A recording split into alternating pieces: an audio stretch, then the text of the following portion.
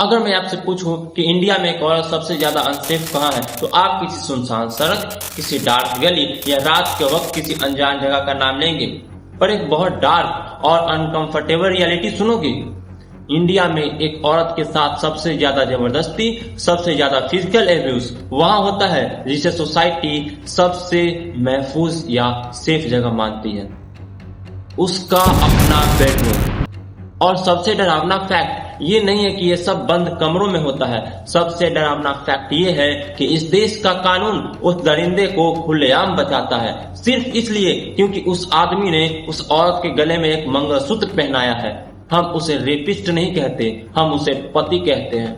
आज का ये वीडियो कोई नॉर्मल ज्ञान नहीं है। आज मैं आपके दिमाग में बैठे पवित्र बंधन के उस खोखले भ्रम को तोड़ने वाला हूँ। अगले 10 मिनट में मैं आपको क्लियरली दिखाऊंगा हमारे नए कानून डीएनए सेक्शन 63 का वो काला सच जो इस लीगल रेप को ओपनली अलाउ करता है, सोसाइटी का वो दोगलापन जो शादी की फर्स्ट नाइट से ही एक औरत की मर्जी का मर्डर कर देता है, मेल इंटाइटलमेंट का वो घमंड जो पत्नी को एक प्रॉपर्टी समझता है, और आखिरी में मैं उन सारे खोखले आर्गुमेंट्स को कंप्लीटली डिस्ट्रॉय करूंगा जो कहते हैं कि अगर कानून बन गया तो फेक केसेस की बाढ़ आ जाएगी। इस वीडियो को देखकर आपको बहुत गुस्सा आएगा, आपके सालों पुराने ट्रेडिशंस और बिलीव्स हर्ट होंगे, आप मुझे कमेंट सेक्शन में गालियां भी देंगे। पर अगर आप में सच सुनने की और बर्दाश्त करने की हिम्मत है तो इस वीडियो को बिना स्किप किए लास्ट तक जरूर देखना, क्योंकि आज इस दोगले सिस्टम को एक ब्रूटल रियलिटी चेक मिलने वाला है। सबसे पहले इस कानून के दोगलेपन को समझते हैं। रेप का मतलब क्या होता है? एक औरत की मर्जी के बिना, उसके कंसेंट के बिना, उसके जिस्म के साथ जबरदस्ती करना। एक औरत की नो का मतलब सिर्फ नो होता है।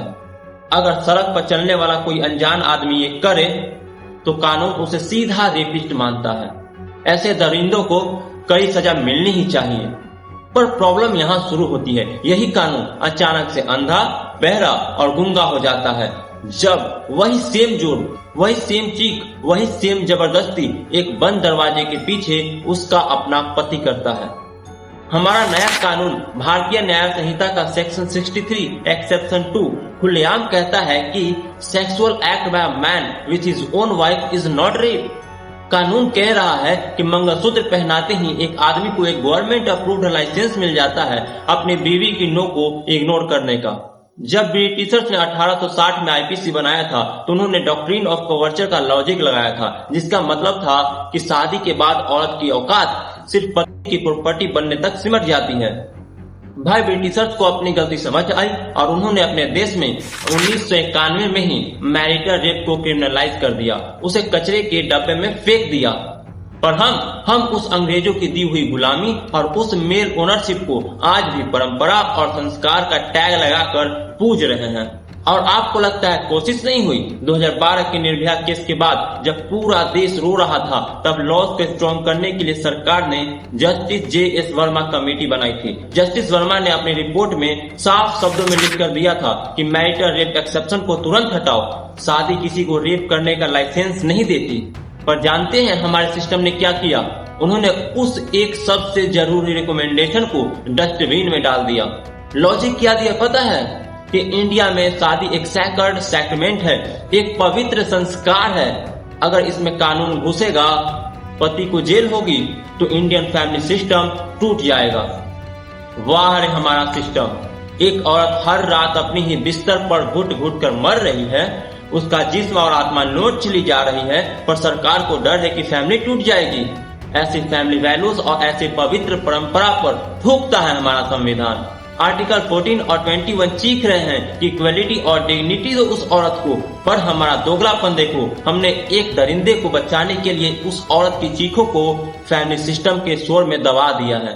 कानून ने तो अपना हाथ खड़ा कर दिया, पर अब आप इसका प्रैक्टिकल इम्पैक्ट देखिए कि सोसाइटी इस लीगल लूपहोल का फायदा कैसे उठाती है। कानून तो फिर भी कोर्ट में बाद में आता है। हमारी सोसाइटी इस एब्यूज को डे 1 से नॉर्मलाइज करती है। इस देश की सबसे बड़ी परंपरा को देखिए, जिसे हम सुहाग रात कहते हैं। दो अनजान लोग, कल तक एक दूसरे के लिए बिल्कुल अनजान, उन्हें फूलों से सजे एक कमरे में भेज दिया जाता है और उस बंद दरवाजे के बाहर बैठा परिवार और उसकी पूरी सोसाइटी एक्सपेक्ट करती है कि शादी का कार्ड ठप गया, पार्टी हो गई, तो अब इनके बीच फिजिकल रिलेशन बनना ही चाहिए। उस औरत के दिमाग के अंदर चल रही उस वार को फील कीजिए, उस पर जो साइलेंट प्रेशर होता है, जो एक्सट्रीम फियर होता है। क्या सोसाइटी वाले उसे कंसेंट कहते हैं? एक लड़की जो मेंटली बिल्कुल तैयार नहीं है, डर रही है, उसे लगता है कि शादी हो गई है, परिवार की इज्जत का सवाल है, मेरा पति नाराज हो जाएगा, तो ये मेरा फर्ज है, मुझे ये करना ही पड़ेगा। डे 1 नाइट 1 से ही सोसाइटी उसके दिमाग में डाल देती है कि उसके पास नो बोलने का ऑप्शन ही नहीं है।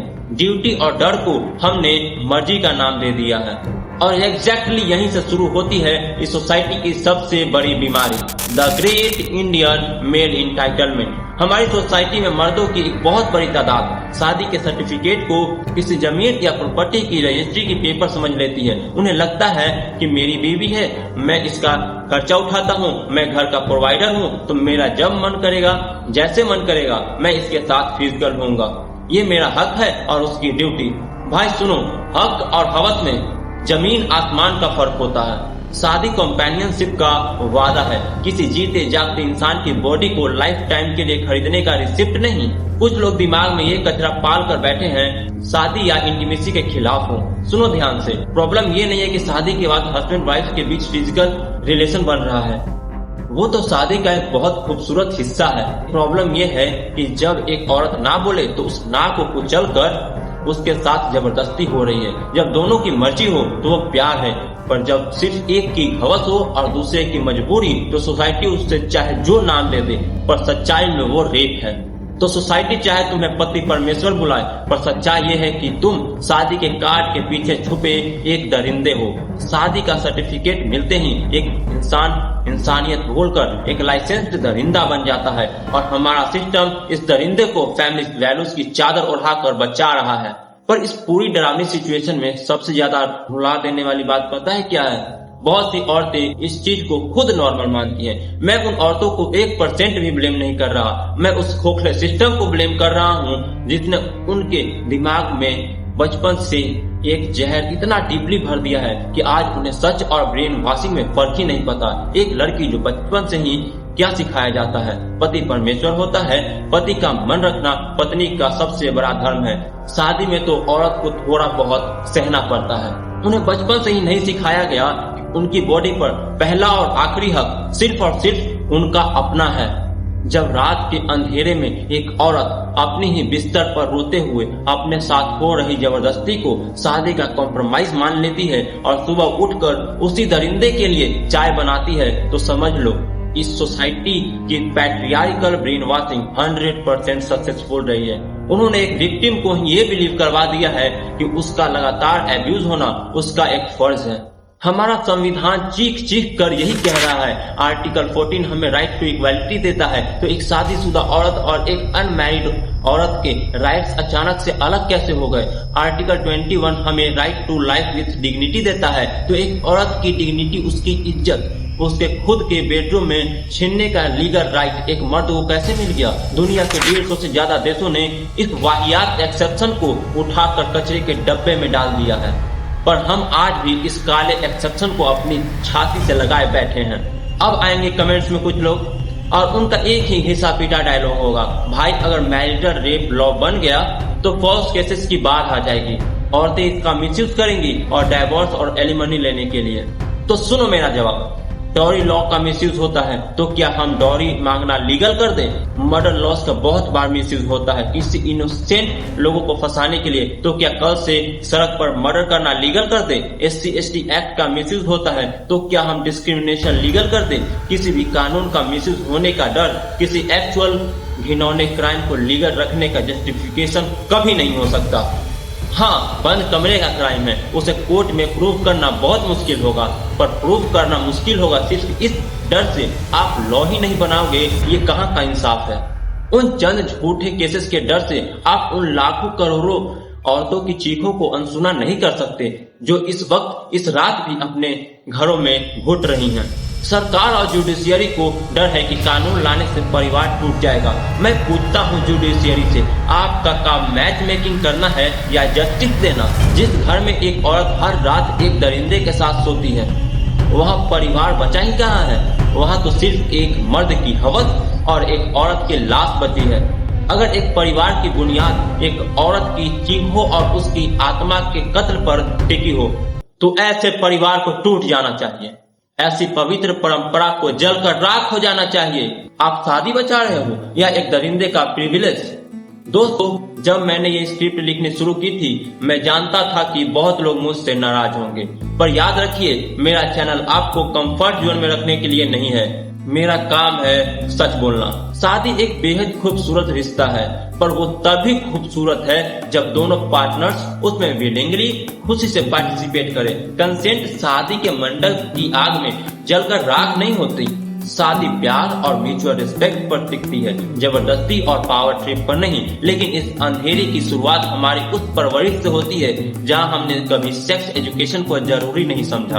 हमें शादी करना तो सिखाया गया, पर बॉडी ऑटोनॉमी क्या होती है ये किसी स्कूल या घर में नहीं बताया गया। अगर आप समझना चाहते हैं कि कंसेंट की लड़ाई बेडरूम से नहीं बचपन से शुरू होती है, तो मेरी सेक्स एजुकेशन वाली वीडियो यहाँ स्क्रीन पर क्लिक करके जरूर देखना। आपको पूरी पिक्चर समझ आ जाएगी। अगर इस वीडियो से किसी का सो कॉल्ड बिलीफ या उनका ट्रेडिशन हर्ट हुआ है तो मैं उनसे बिल्कुल माफी नहीं मांगने वाला, क्योंकि आपका वो बिलीफ ही अंदर से सड़ा हुआ है। अगर आपको लगता है कि इस वीडियो में 1% भी सच्चाई है तो इसे सिर्फ एक लाइक करके मत छोड़ना, इससे शेयर करना उन लोगों तक जिन्हें लगता है कि शादी एक ओनरशिप डॉक्यूमेंट है। और मुझे कमेंट में एक फाइनल जवाब दीजिए, क्या इंडिया आज 21st सेंचुरी में मेंटली तैयार है मैरिटल रेप को एक क्राइम मानने के लिए, या हम आज भी 1860 के गुलामी वाले माइंडसेट में जी रहे हैं? मैं मिलता हूँ आपसे अगले वीडियो में, तब तक के लिए आंखें खोली रखिए।